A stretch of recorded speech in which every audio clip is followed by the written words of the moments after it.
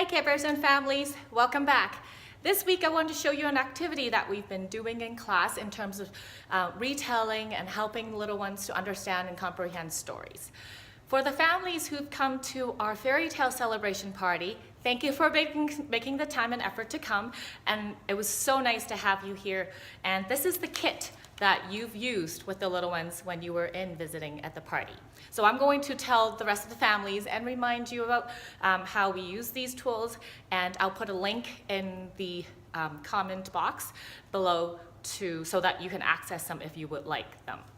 So this is the kit that we've used in class to help retell the story of the Three Little Pigs. In the kit, there is a really cute wolf and the 3 pigs. And we also have the 3 houses: the house of straw, the house of sticks, and the brick house.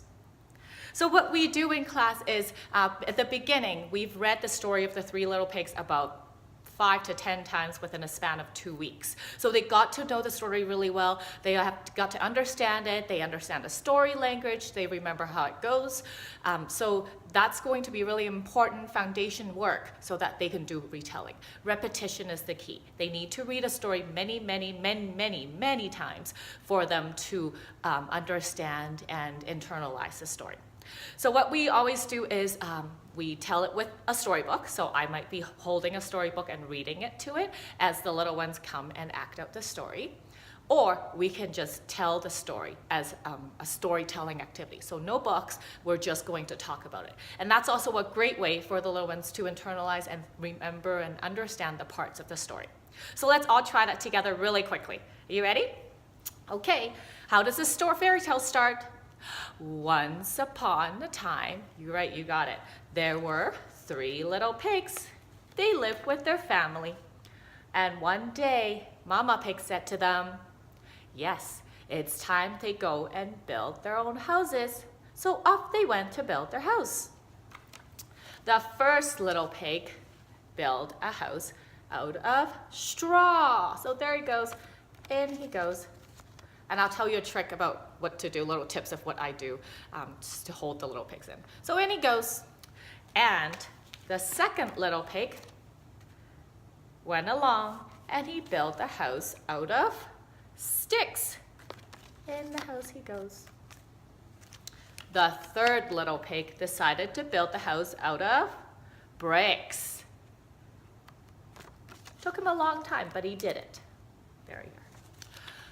One day, a big bad wolf came to town. And he wanted to go eat some piggies. So off he goes to the first little pig's house. And he went, knock, knock, knock. And what does he say? Let's say it together. Little pig, let me come in. And the little pig will say, not by the hair of my chinny chin chin. Then the wolf got really mad, and he huffed, and he puffed, and he blew the house down. So the first little pig ran, and ran, and ran to his brother's house, the house of stick. Along comes the big bad wolf again, and he knocked on the door. Knock, knock, knock. Little pigs, let me come in. And both pig number 1 and pig 2 says, not by the hair of my chinny chin chin. Here goes. Then I'll huff, and I'll puff, and I'll blow your house down. Down comes the house. And the 2 little piggies go to the house of bricks with the little brother. In they go. And the big bad wolf came along, and he said, knock, knock, knock. Little pigs, let me come in. And the 3 pigs all said at the same time, not by the hair of our chinny chin chins. There they go. Then I'll huff, and I'll puff, and I'll blow your house down. Let's try it, boys and girls. Try it again. One more time. But the house did not come down. So what did the wolf decide to do? That's right, he decided to go down the chimney. But the three little pigs already have a big pot of water waiting for him inside the house under the chimney. So up he climbs and down he goes. And he landed into the big pot of hot water. He got burned by the water, and up he comes and ran away. What does the wolf say when he was running away? Ah! And he never came back. So the three little pigs lived in the brick house, and they lived, how does a fairy tale end? Happily ever after. Give yourself a round of applause. Good job, boys and girls.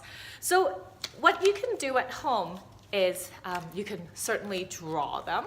You can just grab a piece of paper, draw some of the characters in the story. It might be Goldilocks and the Three Bears. It might be Little Red Riding Hood. You can quickly draw the animals or the characters. And it would be helpful to have some backgrounds, so where things happen. For example, the Three Bears and Goldilocks, you can draw the house. Then you can draw the living room, you can draw the bedroom. For example, of the Little Red Riding Hood, you can draw the forest and then Grandma's house. It could be just on a piece of paper. So that's what you can do to retell. Or you can go online, you can go Google, or you can go into Pinterest.com to look for these printable to print out and do them at home. In this particular one, in the houses, to hold the characters in, I cut up some envelopes and I taped it to the back. So then the little characters can go in. So these are some really small tricks that you can do at home. Go look it up and check out my link under at the comment below and get your own set. Or otherwise, you can always just draw your own and cut it out. It's a really fun, fine motor activity for you to do with them as well. All right, let's get on to Mrs. Young's book pick this week. And this week, I want to show you a couple books by the author, Mo Willems. It's very important for the little readers to start understanding the concept of writers and authors, for them to know that each book is planned and thought up and written and illustrated by a writer and illustrator. It's also important for them to know these people's names so that they can go back to it and have some reference. The other day, one of the Care Bear came up to me and said, hey, I want to read another Jan Brett book. So it's be really helpful for them to feel like a real reader when they know the authors' names. So don't forget to point out the name of the authors when you read a book. Today, I picked up two particular, one by Mo Willems. It's the Pigeons series. This one is Don't Let the Pigeon Stay Up Late, and this one is Don't Let the Pigeon Drive the Bus. They are really popular books, so I'm sure you can find them at the local bookstores or library. It is silly, it's kind of funny, and there's lots of speech bubbles. So it's a great way for them to practice reading like the character, understanding their feelings, connecting with what's happening. So in this story, the pigeon didn't want to go to sleep. So he comes up with all kinds of excuses, and he's telling, no, I don't want to go to sleep. And really, there's lots of character building in these stories. So it's just fun for little ones to read. And your job is to keep telling him to go to sleep. So you say, I'm not tired, I don't want to go to sleep. So say it like the way Pigeon would. You read it. I'm not tired. That's right, that's probably what he sounded like. And in the end, did he go to sleep? I'm not going to tell you. You'll have to read this book with your family to find out. So this is Don't Let the Pigeon Stay Up Late and Don't Let the Pigeon Drive the Bus by Mo Willems. That's all for this week. Enjoy spring break together, spend some time outside, look around the community and see if there are any activities and events going on. The public library have lots and lots of activities that you can go and join for free. So make sure you take some time every day or a couple times a week to take your little one out to enjoy some of these activities. Thanks for watching. We'll see you next time. Bye-bye.